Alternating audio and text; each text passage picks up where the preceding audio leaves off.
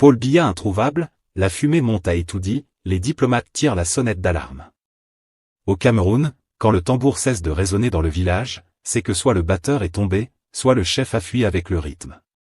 Mes chers abonnés de Kame News, accrochez-vous bien, parce que ce qui se passe actuellement à Etoudi ressemble à un film où le principal acteur a disparu avant la dernière scène. Oui, vous avez bien lu, Paul Biya, le président du Cameroun depuis plus de 40 ans, serait introuvable. Non, ce n'est pas une rumeur de bar ni un montage TikTok. C'est une information diplomatique, sérieuse, qui circule dans les milieux les plus fermés de Yaoundé. Imaginez un peu la scène, 6 ambassadeurs, menés par le doyen du corps diplomatique, décident d'aller voir le chef de l'État, pour lui dire calmement et poliment qu'il a perdu l'élection du 12 octobre. Mais au lieu de trouver le grand Paul, ils tombent sur un vide. Et c'est Dion Gut, le Premier ministre, qui leur balance cette phrase digne d'un film de suspense. Je ne vois pas le président depuis un certain temps. Ah mes frères! Si même le Premier ministre ne voit plus le président, ça veut dire que le Cameroun fonctionne désormais en mode pilotage automatique. Et c'est là que commence le vrai drame. Parce qu'au pays du silence stratégique, quand le chef se tait trop longtemps, c'est que quelque chose se prépare derrière les rideaux dorés d'Etoudi. Les diplomates, eux, ne sont pas venus pour plaisanter. Leur message était clair comme le soleil de Garoua, nous ne reconnaîtrons pas un résultat truqué. Nous soutiendrons le peuple camerounais. Voilà, c'est dit. Une claque diplomatique en pleine figure d'un régime habitué à distribuer des sourires et des enveloppes. Mais attention, ici, au Cameroun, chaque vérité prononcée à haute voix devient aussitôt une provocation d'État. Et vous savez, chez nous, on a un proverbe pour ça, quand le serpent se cache dans la case, c'est que la chaleur du feu l'a déjà atteint. Depuis cette rencontre manquée, les couloirs d'Etoudi sentent la panique, les téléphones chauffent, les visages se ferment, et le peuple, lui, commence à murmurer. Les questions fusent. Le président est-il malade? Est-il en fuite? Ou bien on veut juste gagner du temps avant d'annoncer quelque chose de plus grave? Mais attention, chers téléspectateurs, Kame News n'est pas là pour faire de la propagande. Nous, on décortique, on explique, on éclaire, et on le fait avec ce piment satirique qui vous fait dire « Ah, donc c'est comme ça que ça se passe ». Ne partez pas, car ce reportage va vous plonger dans un monde de complots, de pression diplomatique et de secrets bien gardés. Chaque mot, chaque silence, chaque absence compte. Ce n'est pas une simple disparition, c'est peut-être la plus grande énigme politique de l'histoire contemporaine du Cameroun. Mais avant d'entrer dans le cœur du mystère, prenez juste une seconde, oui, une seconde, pour aimer cette vidéo, vous abonner à Kame News, et surtout activer la cloche de notification, parce que ce que nous allons révéler ici, mes frères, n'a rien de banal. Sur Kame News, on ne vous sert pas la politique fade et insipide des journaux officiels. Non, ici, on vous la cuisine façon camerounaise, bien épicée, pleine de rebondissements, et surtout sans filtre. Alors, installez-vous bien, prenez votre thé chaud, parce que dans la partie 1, on va vous raconter comment tout a commencé, la fameuse visite diplomatique qui a fait trembler les murs du palais d'Etoudi. Dites-moi déjà en commentaire, croyez-vous que Paul Biya est toujours à Etoudi, ou bien le Cameroun est dirigé à distance? Partie 1, le vent de Yaoundé qui sent le brûler. À Cameroun mon pays, quand le feu commence à crépiter dans la marmite, même le couvercle commence à transpirer. Ce qu'on observe à Yaoundé depuis cette fameuse élection du 12 octobre 2025, c'est plus qu'un simple parfum de crise, c'est une véritable fumée de panique qui monte jusqu'au ciel comme si le palais d'Etoudi était devenu une usine de rumeurs. Alors, asseyez-vous bien mes chers téléspectateurs de Kame News, parce que ce qu'on va vous raconter ici, ce n'est pas une fiction, c'est la vraie comédie tragique qui se joue dans les couloirs du pouvoir. Vous savez, dans ce Cameroun qu'on aime tant, on dit souvent, quand le lézard descend de l'arbre et se met à danser au soleil, c'est que la chaleur du bois était trop forte. Eh bien, cette chaleur-là, elle est en train de monter jusqu'à Etoudi, où les diplomates eux-mêmes ne comprennent plus qui gouverne et qui respire encore. Selon les informations sorties des entrailles du corps diplomatique, un groupe de 6 ambassadeurs, mené par le doyen du corps diplomatique, a tenté de rencontrer le président Paul Biya. Leur objectif? Pas pour lui offrir des fleurs, ni pour lui remettre une médaille, non. C'était pour lui dire en face, « Excellence, vous avez perdu. Le peuple a choisi, et nos pays ne soutiendront pas une fraude. » À mes frères, il faut du courage pour aller dire ça à un régime qui ne supporte même pas une critique sur Facebook. Ces diplomates-là, on devrait leur décerner une médaille du risque international. Parce qu'au Cameroun, annoncer une vérité au pouvoir, c'est comme aller nourrir un lion affamé avec la main nue. Mais tenez-vous bien, ces messieurs de la diplomatie n'ont même pas pu voir le grand Manitou. Paul Biya, le sphinx du Mvomkaa, l'homme des silences prolongés, était introuvable. On dit qu'ils ont trouvé porte close, et c'est le premier ministre Dion-Gut qui a dû jouer les pompiers. Et sa réponse a fait l'effet d'une bombe diplomatique, je ne vois pas le président depuis un certain temps. Ah bon? Dion-Gut, premier ministre d'un pays, qui ne voit pas son président depuis un certain temps? C'est comme un prêtre qui ne voit plus son évêque, mais continue quand même à célébrer la messe. Cameroun, pays des miracles administratifs. Cette déclaration, mes chers auditeurs, a résonné dans les chancelleries comme une cloche d'alarme. Parce qu'au-delà du protocole, elle pose une question que tout le monde chuchote mais que personne n'ose prononcer trop fort, et si Paul Biya n'était plus réellement aux commandes? On se souvient qu'après chaque élection contestée, le président aimait faire sa fameuse apparition en costume gris, sourire discret, main tremblante pour dire « le Cameroun se porte bien ». Mais cette fois-ci, rien. Pas d'image, pas de communiqué, pas même une toux présidentielle. Et pendant ce temps, les diplomates courent de bureau en bureau comme des élèves cherchant le maître pour remettre la copie.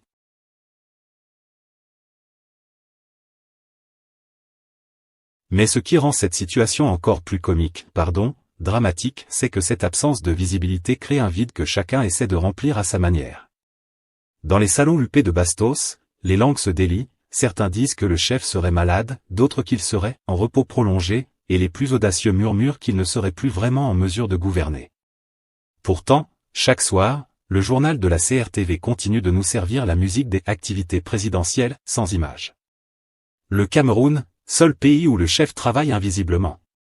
Mais attention, mes frères et sœurs, cette fois le monde regarde. Car le message des diplomates, lui, est clair comme l'eau du Nyong, nous soutiendrons le peuple camerounais. Ce n'est pas un simple mot poli, non. C'est une façon diplomatique de dire, ne comptez plus sur nous pour couvrir vos bêtises. Et dans un régime qui s'est toujours appuyé sur la bénédiction silencieuse des chancelleries occidentales, ça fait mal, très mal. Le doyen du corps diplomatique, d'après certaines indiscrétions, aurait même insisté pour que Yaoundé comprenne le message avant qu'il ne soit trop tard, le monde entier vous regarde, et cette fois, le peuple ne sera pas seul. Ah! Si ça, ce n'est pas une gifle diplomatique, je ne sais pas ce que c'est. Mais bien sûr, au Cameroun, on sait que le pouvoir a une capacité exceptionnelle à transformer même la honte en victoire. Demain, on nous dira sûrement que cette délégation est venue féliciter le président pour sa victoire éclatante. Parce qu'ici, quand un étranger te crie « attention à la chute », tu réponds « nous sommes un pays souverain ». Même quand tu es déjà par terre. Mais mes chers abonnés, posez-vous la question, pourquoi ces diplomates ont-ils choisi ce moment précis pour parler? Pourquoi maintenant, alors que le Conseil constitutionnel n'a pas encore proclamé le vainqueur officiel? Ce n'est pas par hasard. C'est parce qu'ils ont compris que la marmite camerounaise est en train de déborder, et que si le couvercle saute, la fumée risque d'atteindre jusqu'à leurs ambassades. Et puis entre nous, certains diplomates ne veulent plus risquer leur carrière à défendre un régime qui ne leur offre plus que des promesses de champagne tiède. Et c'est là qu'on comprend le vrai drame, pour la première fois, même la communauté internationale commence à douter du « grand pôle ». Et quand le doute diplomatique s'installe, mes frères, c'est souvent le début de la fin pour les pouvoirs qui se croyaient éternels. Mais ne partez pas, parce que ce n'est que le début. Dans la partie 2, on va entrer dans les coulisses des intrigues, là où l'argent, la ruse et la peur dansent ensemble comme dans un bal masqué à Etoudi. Vous allez voir comment le régime essaie de transformer cette humiliation diplomatique en théâtre d'illusions. Alors, likez la vidéo, abonnez-vous à la dimension diplomatique en commentaire, quand les ambassadeurs jouent les pompiers après l'incendie réellement le Cameroun, à Cameroun. Quand la marmite commence à brûler, même les voisins sentent la fumée. Et cette fois, ce sont nos amis du corps diplomatique qui ont senti l'odeur d'une dolée trop cuite. Le doyen du corps diplomatique, accompagné de 5 autres ambassadeurs, a voulu faire ce que personne n'avait osé, aller dire au grand chef lui-même, Paul Biya, que selon leurs informations, il aurait perdu l'élection du 12 octobre 2025. Oui, mes frères et sœurs, vous avez bien entendu, perdu. Pas faiblement gagné, pas contesté, mais perdu net, sec, comme un candidat mal inspiré à un examen surprise. Leur message était clair, Monsieur le Président, nos pays respectifs ne reconnaîtront pas un résultat truqué. Nous sommes derrière le peuple camerounais. Ah bon? derrière le peuple. Mais quel peuple, hein? Le peuple du Mundi ou celui de la Benoué? Parce qu'au Cameroun, quand on dit « le peuple », chacun voit le sien. Les diplomates, eux, parlent de « valeurs démocratiques ». Mais ici, on connaît la chanson, quand les ambassadeurs deviennent bavards, c'est que le vent politique commence à tourner. Et c'est là que l'affaire devient intéressante. Ces diplomates ne sont pas venus pour les beaux yeux du Cameroun. Non. Ils sont venus exécuter les instructions de leur capitale. Parce que là-bas, à Paris, à Washington, à Ottawa ou à Bruxelles, on commence à en avoir marre d'expliquer que le Cameroun est stable alors que les images de contestation envahissent les réseaux sociaux. Les chancelleries veulent sauver la face, montrer qu'elles sont du côté du peuple, du progrès, de la démocratie. Mais nous, au Cameroun, on a l'habitude, chaque fois qu'un régime commence à sentir la faim, la diplomatie étrangère devient soudain amoureuse du peuple. Rappelez-vous, ce n'est pas la première fois que ça arrive. Quand un pouvoir africain chancelle, les mêmes ambassadeurs qui, hier, faisaient la queue pour les banquets à Etoudi, deviennent des champions de la justice électorale. Ils te parlent de droits humains, de gouvernance, de transparence. Mais quand le régime était fort, ils parlaient de coopération fructueuse et partenariat historique. Ah! Hypocrisie internationale, quand tu nous tiens. C'est comme le serpent qui t'embrasse avant de te mordre. Mais attention, il faut le dire avec sérieux, cette fois-ci, l'affaire est différente. Parce que les diplomates ne se sont pas contentés de causer entre eux ou de publier un petit communiqué timide. Ils ont essayé de se rendre directement au palais présidentiel pour dire les choses en face. C'est-à-dire que la communauté internationale veut maintenant parler à Paul Biya sans intermédiaire, sans filtre, sans porte-parole. Mais surprise! On leur dit, le chef n'est pas disponible. Et c'est là que le drame devient comédie, le doyen du corps diplomatique, homme habitué au tapis rouge, se retrouve face à Dion-Gut, qui lui dit calmement, « Je ne vois pas le président depuis un certain temps. » Pause. Silence. Incrédulité. Même les diplomates ont dû se demander, comment ça, le Premier ministre ne voit pas le chef de l'État? Mais alors, qui gouverne? À ce moment précis, les regards ont dû se croiser entre ambassadeurs. Chacun pensait la même chose sans le dire, le Cameroun, c'est un vrai mystère. Et c'est ce mystère-là que la communauté internationale ne comprend pas. Parce qu'ailleurs, quand un président perd une élection, il fait un discours, il félicite, il s'en va. Mais au Cameroun, même quand le peuple crie victoire ailleurs, le pouvoir dit, calmez-vous, nous sommes encore en train de compter. Alors, évidemment, la tension monte. Les diplomates savent qu'ils marchent sur un terrain glissant. Ils veulent éviter de donner l'impression d'ingérence, mais ils doivent aussi suivre la ligne politique de leur pays. Et cette ligne est de plus en plus ferme, pas de reconnaissance d'un pouvoir issu de fraude manifeste. Certains ambassadeurs parlent déjà d'un possible isolement diplomatique du régime si la situation dégénère. Et ça, mes chers abonnés de Kame News, ce n'est pas un petit détail. Parce qu'un pays isolé, c'est comme un téléphone sans réseau, il a beau avoir de la batterie, il ne communique plus avec personne. Mais attention, au Cameroun, rien n'est jamais simple. Le régime a une longue expérience de la diplomatie à la sauce locale. Quand un ambassadeur devient trop bruyant, on le reçoit discrètement, on lui offre un petit contrat juteux pour une entreprise de son pays, on fait quelques promesses, et soudain, la voix devient douce comme du miel. C'est pourquoi certains observateurs disent déjà. Méfiez-vous, les diplomates peuvent venir crier aujourd'hui, mais demain, on les verra sourire sur la photo officielle. Parce que chez nous, on sait calmer les gens. Un bon dîner à Etoudi, un petit coup de protocole renforcé, et le lendemain, on entend. Le Cameroun est un exemple de stabilité en Afrique centrale. Ah oui? Stabilité ou immobilisme? Là est la question. Mais cette fois, les choses semblent plus sérieuses. Car les chancelleries n'agissent plus isolément. Il y a coordination entre plusieurs ambassades, un message commun, un front diplomatique. Et dans les coulisses, certaines capitales occidentales envisagent même de revoir leur coopération si le Conseil constitutionnel valide un résultat manifestement contraire à la vérité des urnes. Ce n'est plus du bavardage diplomatique, c'est de la pression douce, mais ferme. Et quand la pression vient de ceux qui tiennent les cordons de la bourse, ça fait réfléchir même les plus têtus. Derrière les murs du palais, on murmure que cette démarche a provoqué une onde de choc. Certains faucons du régime parlent déjà de chantage impérialiste, d'autres de menaces à la souveraineté. Mais en réalité, tout le monde comprend le message. Le monde regarde. Et cette fois, il regarde avec les yeux ouverts. Et c'est là le cœur du problème. Si les diplomates maintiennent cette position, celle de ne pas reconnaître un résultat truqué, alors la légitimité d'un éventuel maintien de Paul Biya sera plus fragile que jamais. Et cela pourrait donner des ailes à la rue camerounaise, déjà chauffée à blanc par les discours de l'opposition et la colère populaire.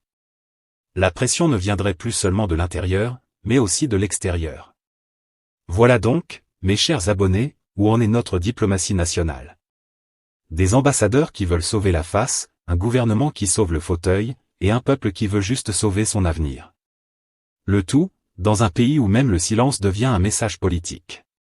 Transition vers la partie 3. Mais derrière cette agitation diplomatique, une question dérange. Pourquoi Paul Biya n'a-t-il pas reçu la délégation lui-même? Est-ce un refus stratégique, ou une absence involontaire? Partie 3, l'angle politique interne. Parce que là, entre silence présidentiel, c'est plus qu'une crise gouvernementale et c'est le début d'un mystère national. À Cameroun. Quand on dit que le pouvoir, c'est comme le piment, on ne sait jamais qui va pleurer le premier. Dans cette affaire de rencontre manquée entre les diplomates et le chef de l'État, ce qui choque, ce n'est pas seulement la scène en elle-même, c'est le silence derrière le rideau. Le Premier ministre, Joseph Dion-Gut, reçoit la délégation et leur dit calmement, comme s'il annonçait la pluie. Je ne vois pas Paul Biya depuis un certain temps. Ah, mes frères, cette phrase-là, c'est plus fort qu'un communiqué officiel. Parce que dans un pays où tout dépend d'un seul homme, dire qu'on ne le voit plus, c'est comme dire que le soleil n'a pas brillé de toute la semaine. Forcément, on commence à chercher les nuages. Et c'est là que le Cameroun tout entier devient un grand théâtre. Sur la scène, on voit les acteurs, ministres, directeurs, conseillers, chacun joue son rôle avec conviction. Mais derrière le rideau, le public se demande. Qui dirige réellement le Cameroun en ce moment? Est-ce encore Paul Biya, ou bien le pouvoir est passé entre les mains de ces lieutenants qui jouent aux généraux dans l'ombre? Parce qu'on connaît notre pays, ici, quand le chef tousse, tout le monde éternue, mais quand il disparaît, tout le monde devient prophète. Certains disent que le silence du chef est une stratégie. Qu'il préfère observer les remous avant de sortir, comme le python qui attend que la proie se fatigue. D'autres, plus caustiques, disent que c'est plutôt une absence prolongée, pas seulement physique, mais politique. Dans les ministères, on ne reçoit plus d'instructions claires, à la présidence, les couloirs bruissent de rumeurs contradictoires. Et pendant ce temps, le peuple regarde la télé et se demande. Pourquoi on nous montre toujours des archives du président en train de serrer des mains vieilles de 6 mois? C'est là que le drame devient comédie, le Cameroun, pays de la continuité éternelle, se retrouve dans une situation où personne ne sait réellement qui gouverne. Et pourtant, tout continue comme si de rien n'était. Les ministres inaugurent des chantiers, les gouverneurs prononcent des discours, les préfets organisent des marches de soutien, et les médias publics répètent. La République se porte bien. Mais qui vérifie? Qui conduit? C'est comme si on disait, le bus avance bien, alors que le chauffeur a quitté le volant depuis le péage de Boumnibel. Le plus fascinant, c'est la manière dont le système réagit à cette absence. Dion-Gut, par exemple, en disant qu'il ne voit plus le président, envoie un message codé, très codé même. C'est comme s'il disait, ne me demandez pas de justifier ce que je ne contrôle plus. Autrement dit, chacun se protège, chacun joue sa partition. Et dans cette cacophonie, personne ne veut être le premier à dire tout haut ce que tout le monde murmure tout bas. Le pays est dirigé par procuration. Mais procuration par qui? Là, mes amis, les hypothèses se multiplient comme les taxis à Douala un lundi matin. Certains jurent que c'est le secrétaire général à la présidence, Ferdinand Ngo, qui tire les ficelles. D'autres parlent d'un « gouvernement parallèle », un cercle restreint qui signerait au nom du chef. Et d'autres encore pensent que la première dame serait devenue le véritable verrou de décision, gardant l'accès au président comme on garde la clé d'un coffre-fort. Le Cameroun devient ainsi une pièce de théâtre à plusieurs metteurs en scène. Et dans ce décor flou, les diplomates, eux, ont voulu tester le système. Ils ont frappé à la porte du pouvoir, mais c'est un vide institutionnel qui leur a répondu. Et dans la diplomatie, le vide, c'est pire que le refus, c'est le signe d'un régime qui se replie sur lui-même, ou qui se cherche. Le plus drôle ou le plus triste, selon où l'on se place, c'est que malgré ce flou, les hommes du pouvoir continuent de se battre entre eux pour des postes, comme si le trône était encore chaud. Certains lancent déjà leurs campagnes internes. Si le chef est fatigué, je suis prêt à continuer son œuvre. D'autres préfèrent faire semblant. Le président va bien, je l'ai vu hier. Ah bon? Et le peuple répond, hilar, peut-être dans ton rêve, mon frère. Mais attention, derrière la satire se cache une vérité très sérieuse. Quand un État fonctionne sur le secret, la peur et la manipulation, le jour où le secret se fissure, tout devient fragile. Ce n'est plus seulement une question d'élection, mais une question de succession déguisée. Et là, la déclaration des diplomates vient jeter du sel sur la plaie. Parce que si l'étranger commence à dire que le président a perdu, pendant que le président lui-même ne parle plus, alors la confusion devient totale. Le peuple, déjà méfiant, commence à se demander. Est-ce que c'est encore un pays ou un film? Et comme toujours, les Camerounais réagissent à leur manière, avec humour, avec dérision, mais aussi avec une lucidité désarmante. Dans les bars, on entend. Donc même les Blancs la veulent maintenant nous apprendre qui a gagné? Et un autre répond. Non, ils veulent juste savoir si celui qui a perdu est encore là. Rire dans la salle, mais malaise dans le palais. Finalement, cette phrase de Diangut « Je ne vois pas Paul Biya depuis un certain temps » restera dans les annales. Pas parce qu'elle révèle une absence physique, mais parce qu'elle révèle une absence politique. Un aveu involontaire qu'au Cameroun, on gouverne parfois sans gouvernant, on parle sans locuteur, on avance sans direction. Et c'est ce vide-là que les diplomates ont senti en arrivant à Etoudi, pas de regard présidentiel, pas de voix autoritaire, juste des couloirs silencieux et des conseillers nerveux.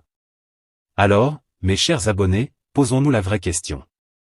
Est-ce que le pouvoir, au Cameroun, c'est encore un homme, ou juste une habitude? Parce qu'à force de répéter « le chef va bien », même quand on ne le voit plus, on finit par transformer la politique en religion, on croit, on prie, mais on ne voit jamais Dieu.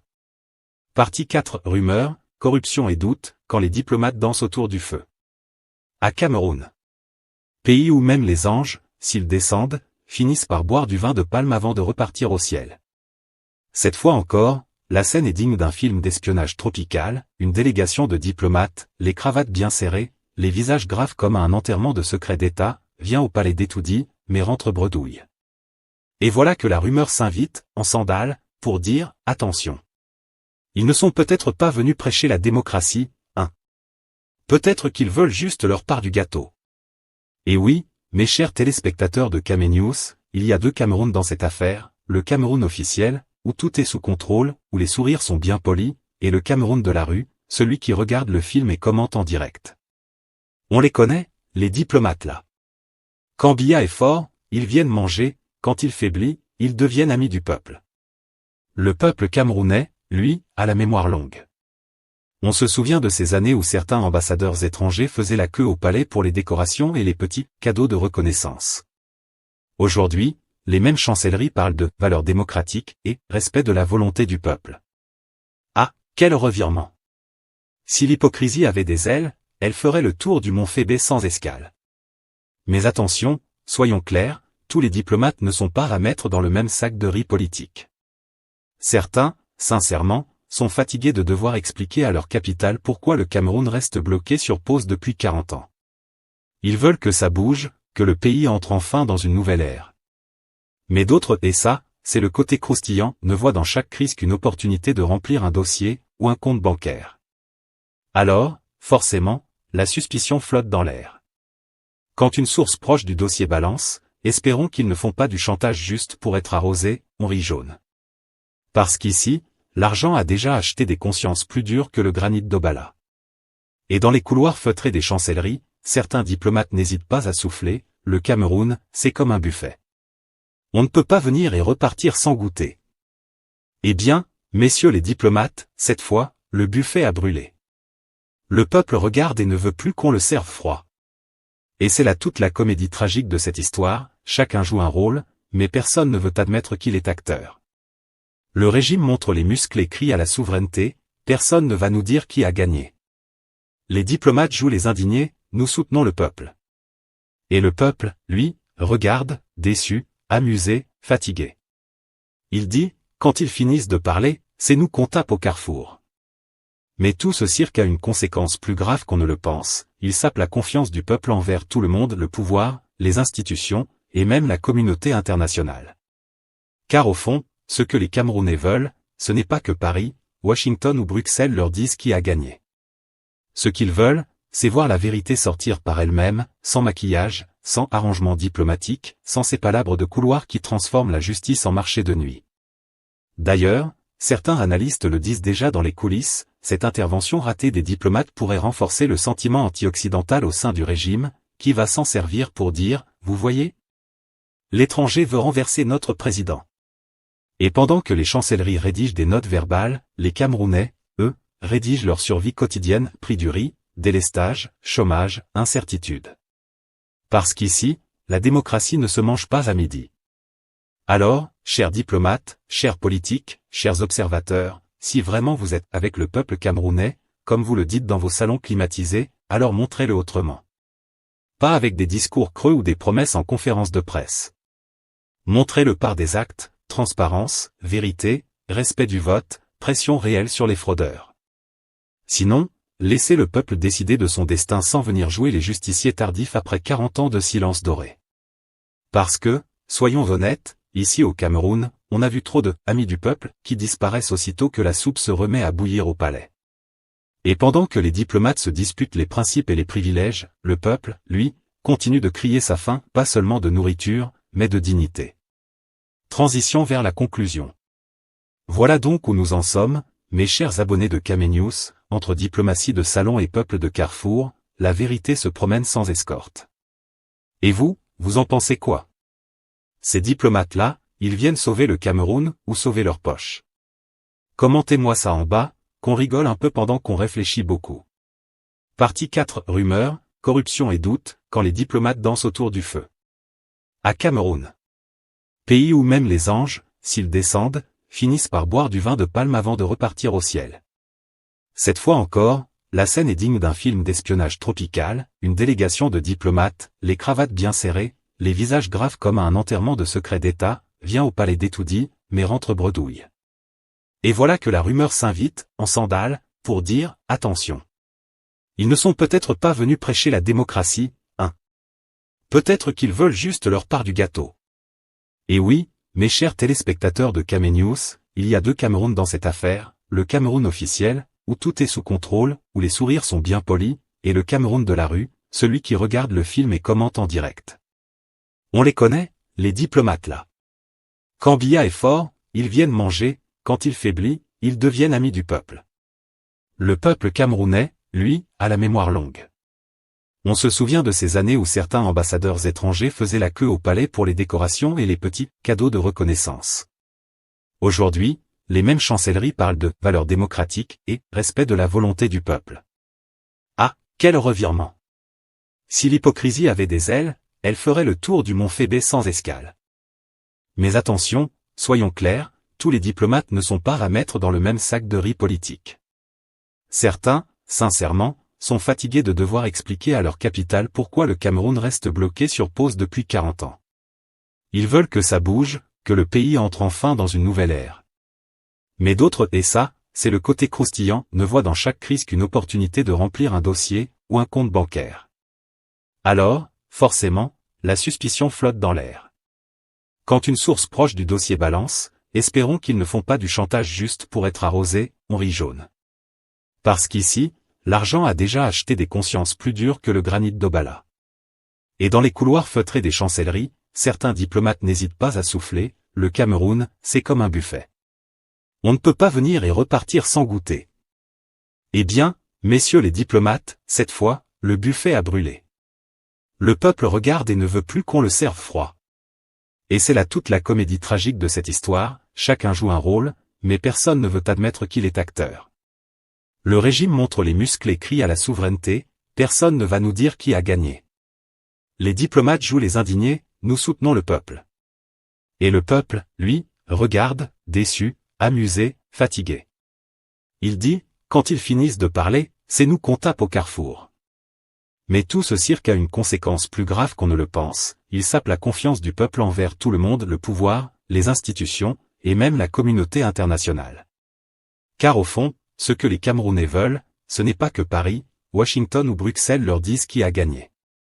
Ce qu'ils veulent, c'est voir la vérité sortir par elle-même, sans maquillage, sans arrangement diplomatique, sans ces palabres de couloir qui transforment la justice en marché de nuit.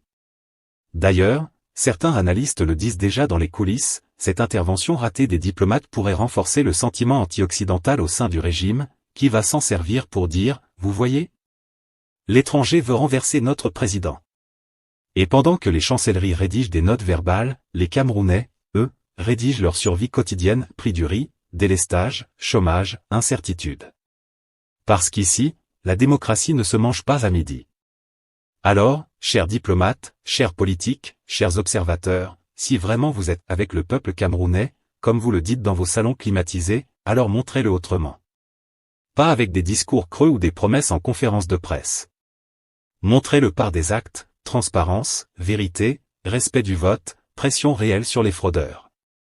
Sinon, laissez le peuple décider de son destin sans venir jouer les justiciers tardifs après 40 ans de silence doré. Parce que, soyons honnêtes, ici au Cameroun, on a vu trop de « amis du peuple » qui disparaissent aussitôt que la soupe se remet à bouillir au palais.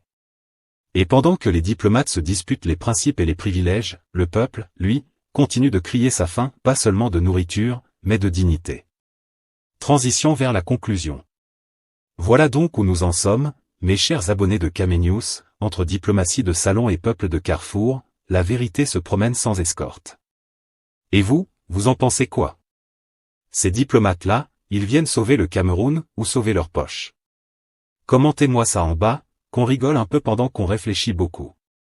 Conclusion APPEL à l'action ET à l'engagement pour conclure, Camerounaises, Camerounais, nous sommes à un carrefour.